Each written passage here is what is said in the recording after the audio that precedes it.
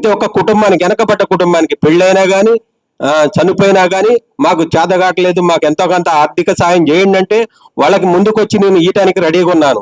అదే కాకుండా నా ఊరికి ఇంకా చాలా చేయాలని నా కోరిక.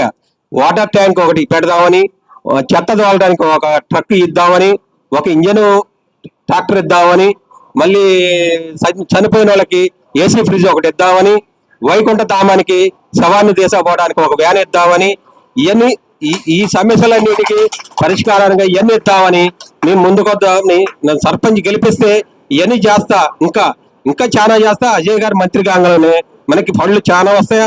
ఆ ఫండ్స్ తోని మనకి కావాల్సిన సమస్యలు, ఇళ్ళు కానీ, ఈ కరెంటు సమస్య కానీ, వాటర్ సమస్య కానీ, డ్రైనేజీలు కానీ, ఏ సమస్య వచ్చినా కానీ సార్ మంత్రి అవుతారు. ఇతర ప్రభుత్వం వచ్చేది టీఆర్ఎస్ ప్రభుత్వమే, సార్ మంత్రి అవుతారు. మంత్రి టైంలో నేను ప్రెసిడెంట్ ఉంటేనే ఇవన్నీ చేయలేస్తా.